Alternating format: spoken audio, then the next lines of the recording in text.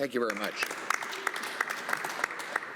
Now, Mr. Speaker, I rise today to address one allegation sometimes made against the Liberal government and other far-left governments around the world that I think is false. Some have accused governments of like this of really having it in for the rich, for wanting to get tough on people who have a lot of money, and unfairly so. That, even Winston Churchill once said that the inherent vice of capitalism is the unequal sharing of blessings. The inherent virtue of socialism is the equal sharing of miseries.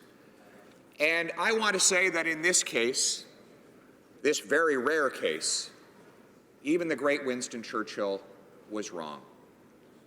Socialism and big government policies do not equally spread around the miseries to everyone. No, they spread them around in a way that would better be described in George Orwell's Animal Farm. They spread them around in a manner that is equal, but equal in a special way. Equal in that everybody is equal, but some are more equal than others.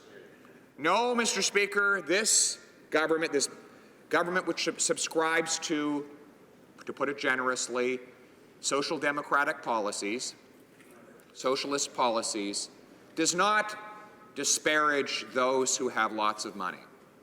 Rather, they have a different view of how money should be distributed. While we on this side believe in the free market, which distributes wealth based on merit, they believe that wealth should be distributed by government, that people should be allowed to get wealthy as long as they do so through the government. In a government-directed economy, people get rich by having the best lobbyist. In a free market economy, people get ahead by having the best product or service.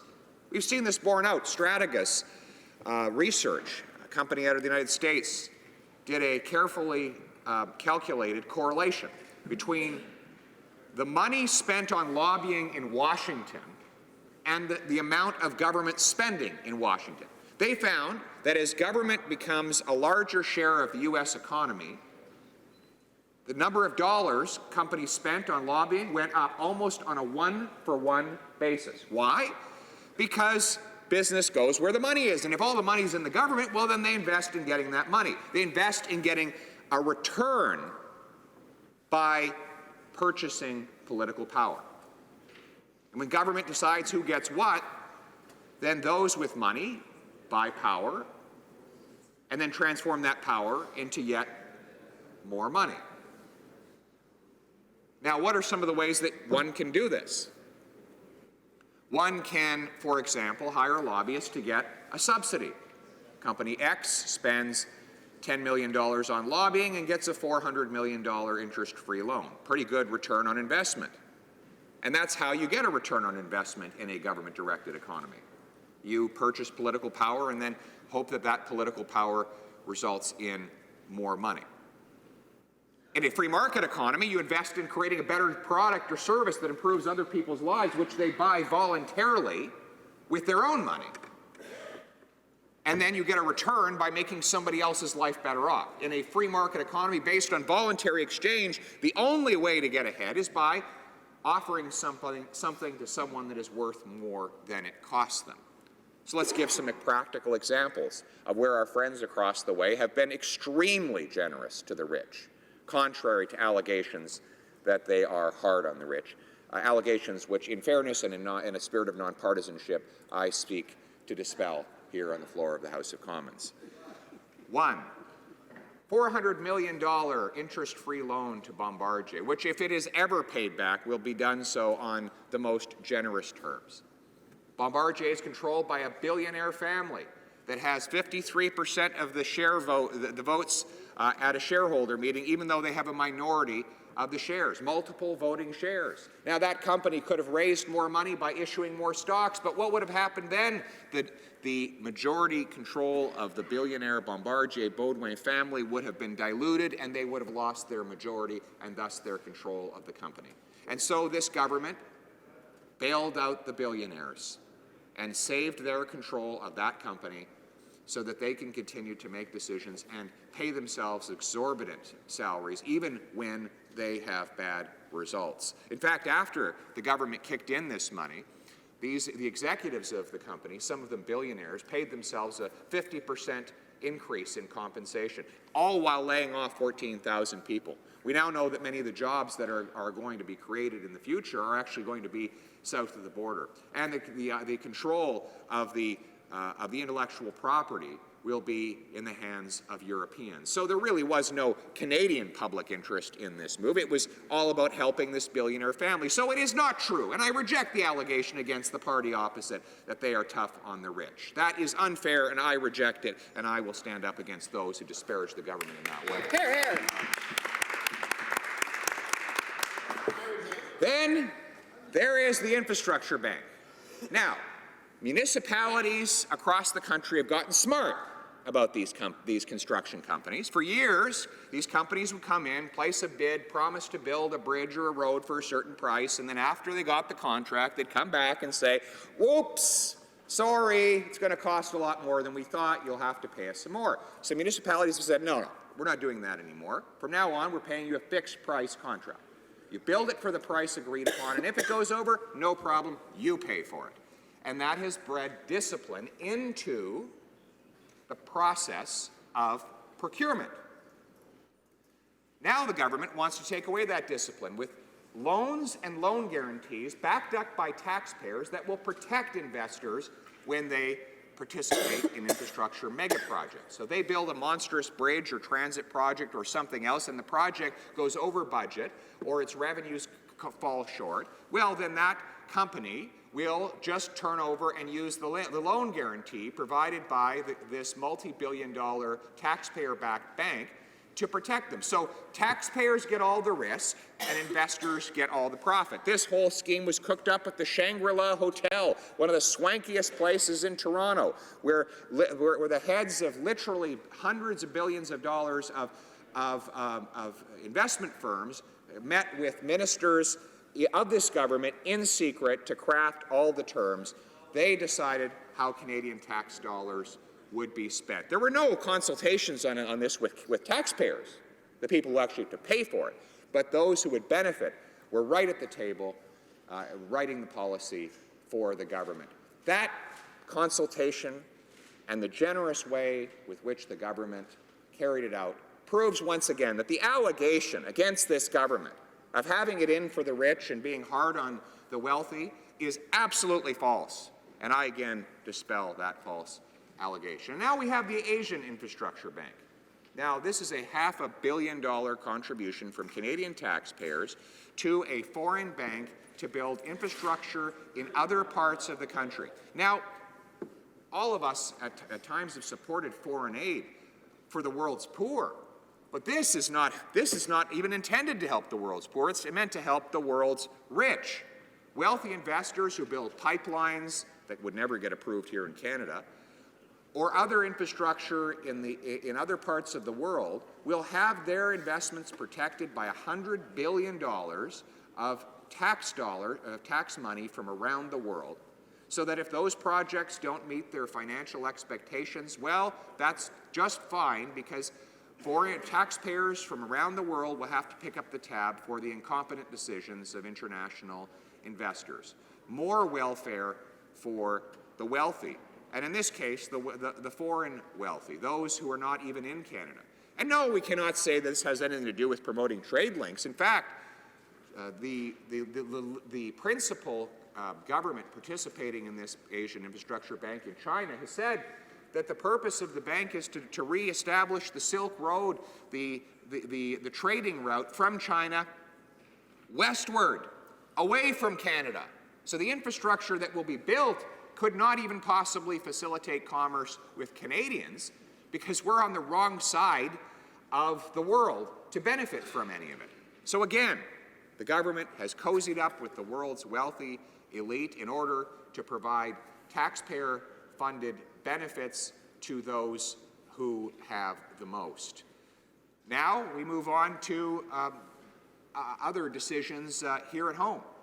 You know, this government has decided it's going to raise taxes, and they claim that it's only going to affect the wealthy. Well, it seems that it affects everyone but the wealthy. The Fraser Institute calculated that 87% of middle-class taxpayers are paying more in tax since this government took office, on average $800 more. We found in the first annual financial report to be released since this government's policies were implemented. The first annual report from Finance Canada showed that the wealthiest Canadians actually paid less in the 2016-17 tax year because they were able to successfully move their money around and avoid the tax increases that this government has imposed on people. Now, this brings me to the conduct and judgment of the Minister of Finance himself. We've now learned that he was one of the individuals who moved his income in order to avoid paying the taxes that he was imposing on others. He sold his shares in Morneau Chapelle in November 30th of 2015, almost exactly a month before his own tax increases would have taken effect. So by selling his shares at that time, he paid capital gains tax under the lower rate, rather than just waiting an extra 5 or 6 weeks and paying the higher rates that he said were so fair. On principle, put aside whether or not the minister acted ethically in that matter. On principle, he should have led by example. If he really believed that Canadians should pay higher taxes, that people like him should pay more, then why could he not have just waited 5 weeks to make that $10 million sale and realize his capital gains in the 2016 year so that he would pay the same higher taxes that he applied to everyone else? No, he was very careful to make sure that those taxes would not apply to him. And on the same point, he has huffed and puffed and says it is so unfair of us to ask him questions about his shares. Mr. Speaker, in any public company, a corporate executive could be asked those kinds of questions at a board meeting or at a shareholder annual meeting. In fact, corporate executives are required to publicly disclose the shares that they buy and sell, and if they sell them at a time that is near the release of earnings reports, for example, there are lots of red flags raised and lots of questions answered, and they are accountable for answering those questions. So for this minister to suggest that it is somehow unreasonable for Her Majesty's loyal opposition to demand he explain the timing of the sale of shares that he made in the immediate lead-up to the tabling of tax documents on the floor of the House of Commons is a little rich, quite literally, coming from him. You know, and let me talk not just about the hypocrisy of his conduct in this area, but also about the judgment. In the corporate world, they have something called blackouts. Typically, officers and directors of public companies try to avoid selling shares in the immediate lead-up to the release of earnings results, even in cases where those results are anticipated accurately. Even if the guidance issued by the company at the beginning of the quarter turns out to be accurate at the end of the quarter, even if all the analysts correctly predict the earnings per share that are going to be released at the end of the quarter, even if there's nothing really unexpected that comes out in those earnings results, it is not good form for a CEO or another executive to sell shares a week before those results are released. It is better for that executive to say, you know what, I'm going to wait till 3 or 4 business days after the earnings results are released so that there can be no doubt whatsoever that everyone had exactly the same information when I sold my shares. The minister admitted on the floor of the House of Commons yesterday that some of the contents of the document that he tabled December 7th, 2015, were confidential, that it was kept tight within a small group at Finance Canada, that those materials were sensitive and therefore could not be shared around. If that was the case, then surely he ought not be trading on the stock market in 6 or 7 or 8 days before the public release of that document. He should have had the competence and the judgment to avoid the real or perhaps just perceptual problems that go along with that conduct. These are exactly the kinds of questions and criticisms that the opposition is expected to raise, and it would be political malpractice for us not to raise them. Furthermore, Mr. Speaker, there are places around the world where such questions are not asked of our leaders, of the leaders, where leaders can say, that's out of bounds, you can't ask me that, none of your business. There are places like that. They are the most miserable places to live on planet Earth.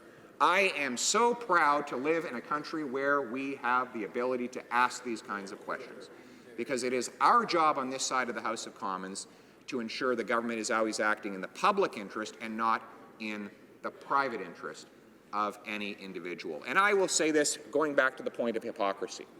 The Prime Minister and the Finance Minister have been crying a lot of crocodile tears about the questions that they face over their own financial decisions and the way that they have, the amount of tax that they have paid and the way that they have protected their own family fortunes. You know what? These are the questions that they invited when, over the last 3 years, they engaged in a bloody-minded campaign of class warfare, where they went out and started attacking people, including, in their own words, and I quote, wealthy doctors and others who used fancy accounting schemes. A privileged few, they Liberals said, were avoiding paying their fair share.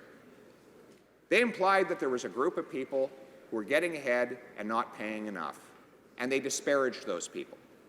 And now the Prime Minister and the Finance Minister expect everyone to have sympathy for them because people are asking questions about their finances. Well, Mr. Speaker, when you single out a group of honest, hardworking, law-abiding Canadians and attack them for following the rules and working hard and succeeding, then people are going to ask questions as to whether you live up to your own standards.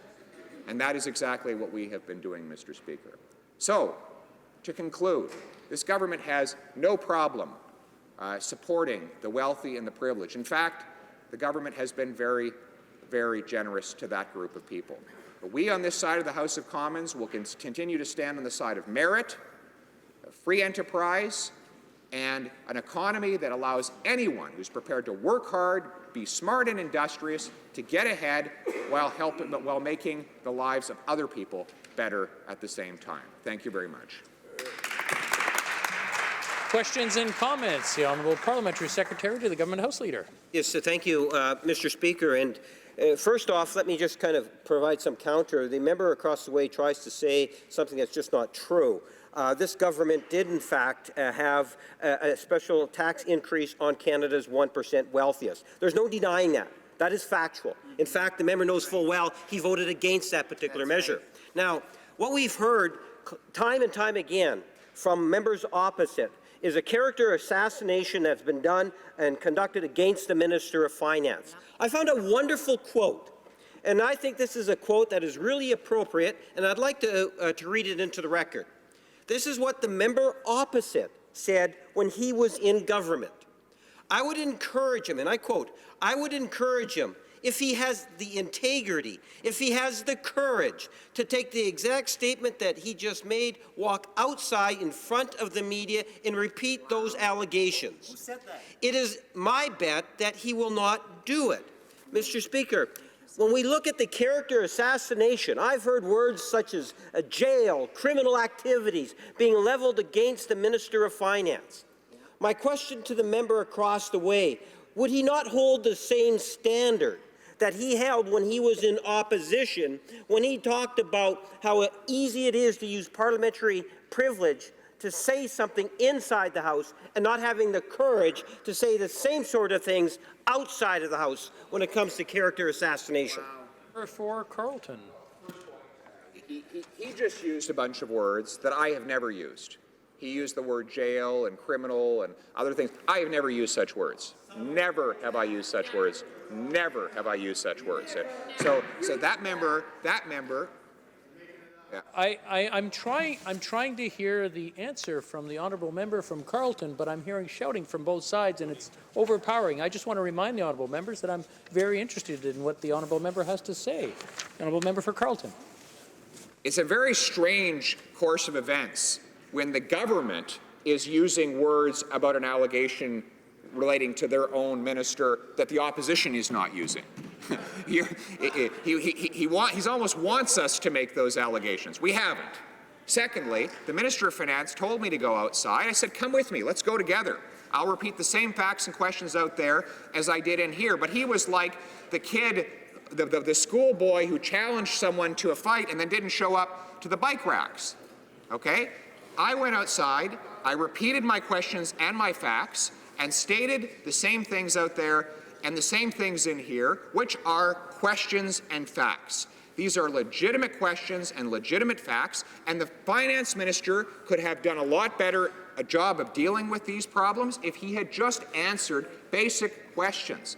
Basic, simple questions to which he would obviously have answers, like, when did he sell his shares? We asked it literally dozens of times this week, and as late as yesterday, he was claiming not to have any knowledge. That was an obvious question to which he could have given an obvious answer, and he would have done himself a great service if he had, and if he starts beginning to answer questions, he will do himself a great service. Questions and comments. Questions et commentaires. The honourable member for Saanich Gulf Islands. Thank you, Mr. Speaker, and I resisted the temptation, which came to me frequently through the member from Carleton's speech, to ask about relevance to Bill C-63. He did occasionally, in fairness to the member, touch on things that are actually in Bill C-63. But I am going to ask a more partisan question because this morning, going through the daily press, those media sources that are generally cheerleaders for his party, people like Terence Corcoran and the editorials in the Globe and Mail, papers and columnists who uniformly endorsed the Conservatives in the last election, are wondering if the Conservatives haven't gone out too far without evidence. And in this constant attack, I'm not going to defend the finance minister's decisions on many things, but if he can't get the cheerleading choir of the Conservative Party in the Globe and Mail and the Financial Post to agree that he's on to something, would he consider changing the channel and actually talking about the bill before us? The honourable member for Carleton. Mr. Speaker, we will not stop asking the relevant and important questions that are the duty of an official opposition to ask. Our job is to hold the government to account to ensure that not only its policies but its conduct are appropriate. In so doing, I have stated facts and asked questions and played my role as an opposition critic, and I will keep doing so. Questions and comments. Questions et commentaires. The honourable member for Glengarry Prescott Russell.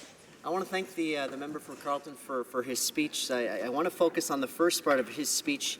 He spoke about the infrastructure bank, and he spoke about how all the risk would be put on the taxpayer.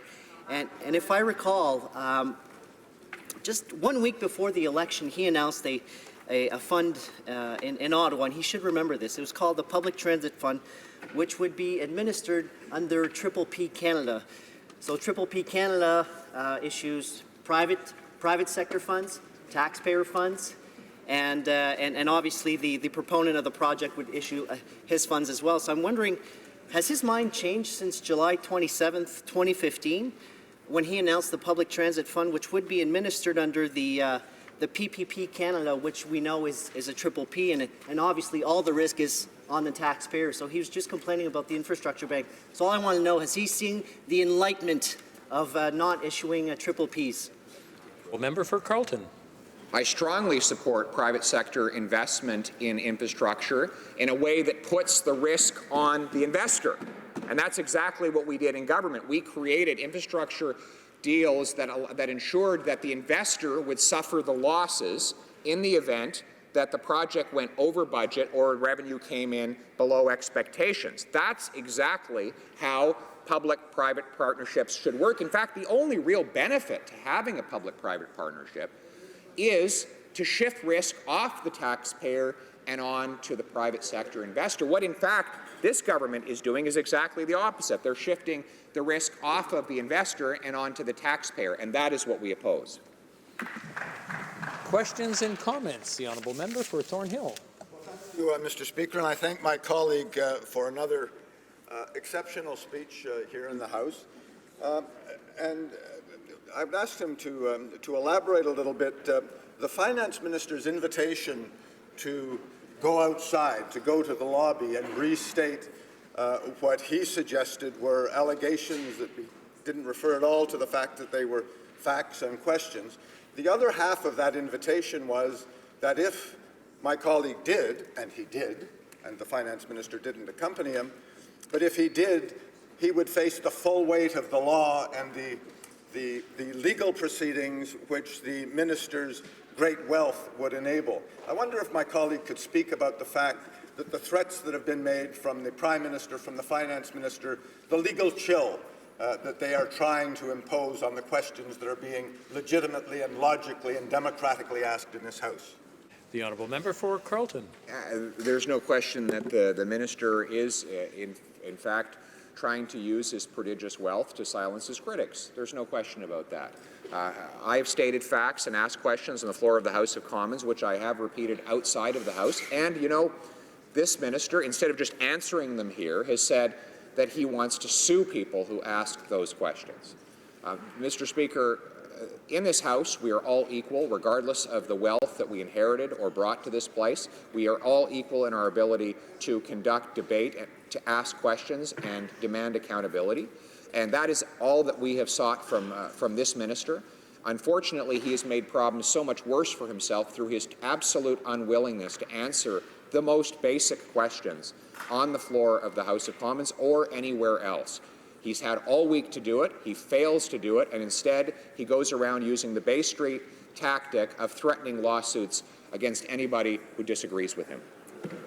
We have time for a very quick question. Questions and comments?